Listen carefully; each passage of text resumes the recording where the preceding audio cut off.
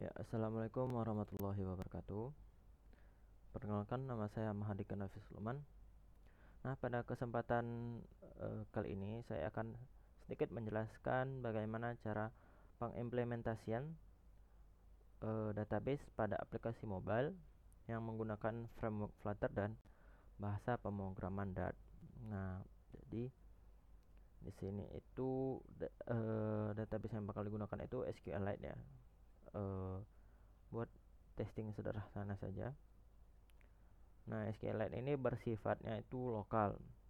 Nah, sebelumnya itu aplikasinya sudah saya launch terlebih dahulu. Nah, dia itu sebenarnya sudah ada di sini. Nanti kita akan lihat bersama. Nah, pertama-tama kita jalanin dulu aplikasinya ya. Biar dia tuh tampil di layar sebelah kanan ini. Nah, sambil menunggu, jadi yang pertama sekali perlu dilakukan itu yaitu kita masuk ke pubspec.yaml-nya. Nah, yang perlu kita gunakan itu cuman dua. Nah, dua ini harus dimasukkan ke dalam dependencies-nya ya. Kemudian dari terminal kita itu ketikkan flutter pub-get. Nah, jadi flutter pub-get ini fungsinya mengupload atau mendownload apa yang dependensi yang kita butuhkan. Nah, ini karena sudah, jadi hasilnya langsung seperti ini ya. Atau bisa juga langsung flutter pub SQLite kalau saya tidak salah ya. Oh, salah berarti. Flutter pub add. Nah, itu dia. Saya lupa tadi menambahkan add-nya. Jadi flutter pub add SQLite. Nah, dari itu langsung akan keluar seperti ini. Atau bisa juga teman-teman itu copy langsung dan paste di bawah Flutter SDK-nya. Habis itu di Flutter pub-get. Yang penting itu Flutter pub-get-nya. Jangan lupa di Flutter pub-get. Nah, jadi aplikasi yang akan dibuat pada kali ini tuh tugasnya buat nambah tugas ya, nambah task ya. Misalnya testing. Ini task sementara.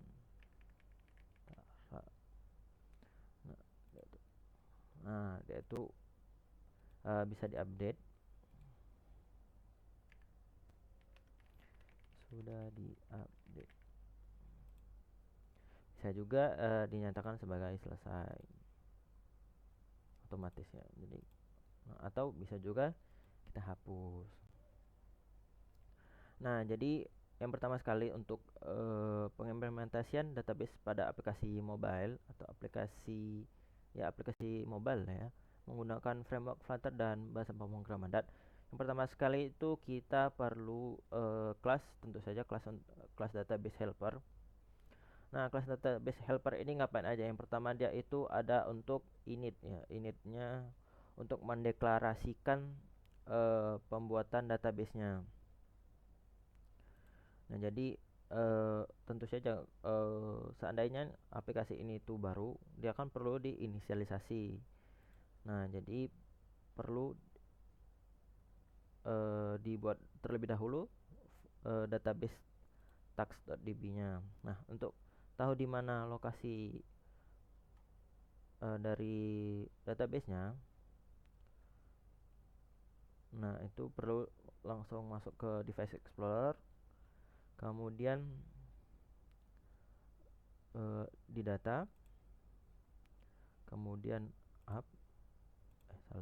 data, kemudian kita cari .com example yang sesuai sama namanya ya, karena ini playground maka dia tuh ada yang playground bukan yang mobile ya, yang playground. Kemudian ada di database, nah ini tax.db. Nah, jadi kalau seandainya nih belum pernah dilakukan sebelumnya, maka dia akan menginisialisasi tax.db ini. Nah, kelas database helper ini juga bertugas sebagai untuk create ya. Seandainya tabelnya itu belum ada, maka dia itu berfungsi untuk membuat table terlebih dahulu untuk form database-nya. Dan ada juga untuk memasukkan tax, create tax. Kemudian ada untuk melihat semua tax-nya. Ada untuk mengupdate tugasnya atau tax-nya, dan kemudian untuk delete seperti yang sudah dicontohkan tadi. Nah, untuk create tax sendiri sebenarnya kita itu harus memakai sintaks insert ya. Insert tax to map. Nah, to map ini kemana? Tax ini bagian dari siapa? Nah, ini dia itu perlu di mapping ya. Jadi dia bakal manggil class tax. Nah, di mana class tax ini? Nah, class tax ini memiliki ID, title, description, is complete. Is complete itu yang kita centang tadi, dan dibuatnya kapan. Nah, jadi insert tax to map ini maksudnya itu bagaimana? Maksudnya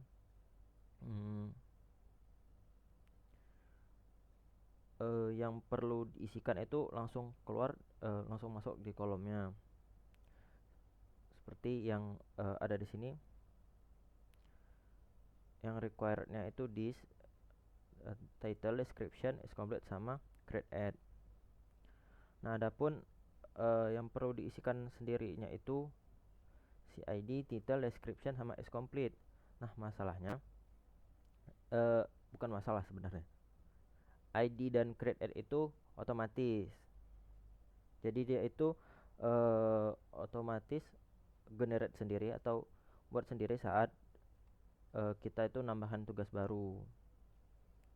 Jadi kalau udah ada ID-nya, dia tuh bakal nambah terus, yang mana masih kosong ditambah seperti itu. Nah, jadi yang perlu diisikan secara general itu cuman title, description, sama is complete aja.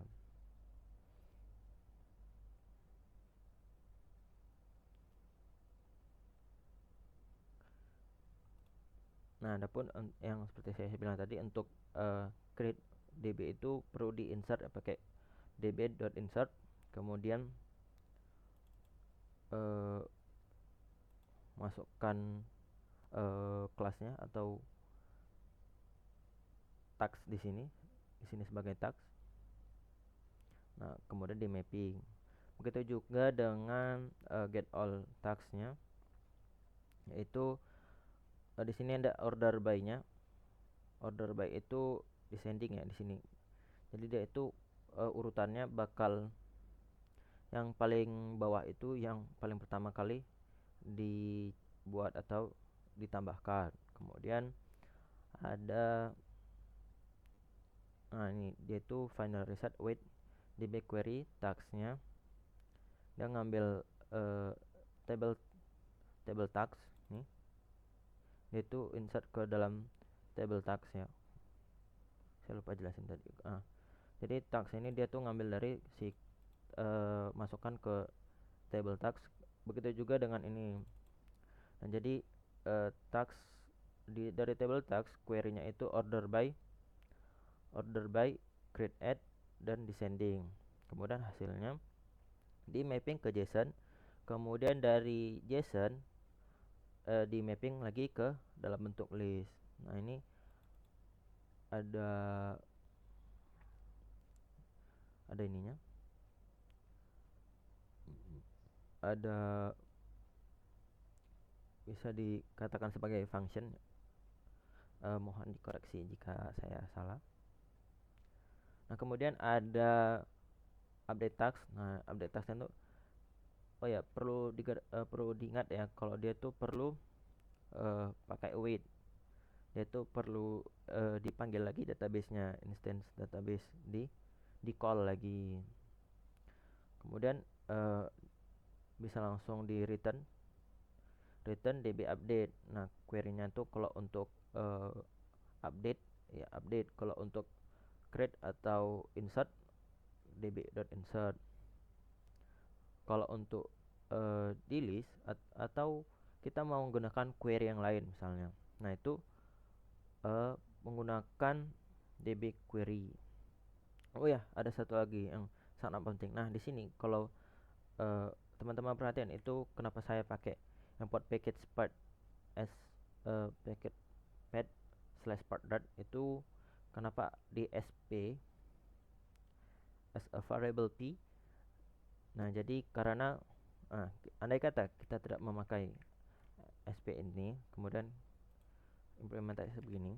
Nah, aslinya tuh sebenarnya codingannya tuh bisa aja seperti ini. Tetapi ada satu masalah di mana build konteks itu argumennya itu clash atau tabrakan, sehingga kita membutuhkan SP tadi atau kita di casting. Setahu saya itu bisa disebut di casting kayak gitu, tapi untuk importnya. Kemudian ada function delete. Nah, function delete ini menggunakan delete ya. Nah, dari table tags di id apa, kemudian argumen id-nya dia input dia butuh id buat menghapusnya. Gitu aja, karena kan kalau seandainya nggak pakai ini, dia tuh bakal menghapus satu tabel penuh kayak gitu. Nah, kemudian ada di close, karena kalau udah di database itu kan kalau udah dibuka wajib di close ya. Kalau nggak kita close makan sumber daya kayak gitu.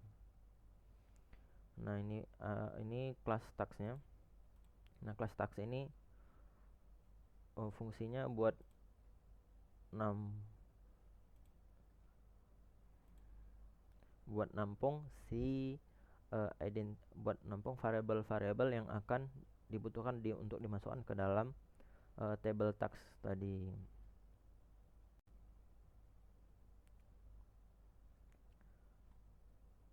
Nah, sebenarnya itu aja yang paling penting. Jadi yang perlu diingat itu pertama perlu diinisialisasi di create db on create open. Oh ya, get database part ini juga tidak kalah pentingnya, karena kalau seandainya nggak pakai ini, dia tuh nggak bakal tahu lokasi database-nya. Jadi perlu kayak get database part ini. Nah, ini kalau diperhatikan itu jika logikanya jika database-nya kosong, maka jika database-nya tidak kosong, maka kembalikan database-nya. Nah, seandainya kosong, maka dia buat inisialisasi tags.db ini.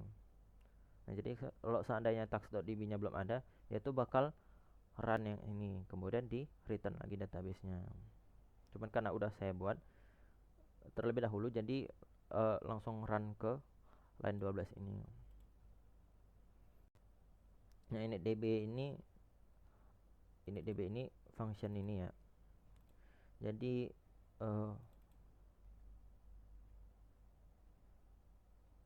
dia itu perlu sebenarnya ini bisa dikasih macam-macam ya. Misalnya mau dibuat folder atau segala turunan foldernya itu nggak masalah. Nah, tapi di sini cuma dimasukin namanya aja. Jadi sebenarnya bisa kita masukin misalnya seperti ini. Nah, itu sebenarnya sah-sah aja, tapi redundancy folder kayak gitu, jadi memperibet. Jadi langsung aja bisa buat kayak gitu, karena kan seperti yang teman-teman sudah lihat tadi, itu langsung masuk ke ke folder database dan membuat database tags itu.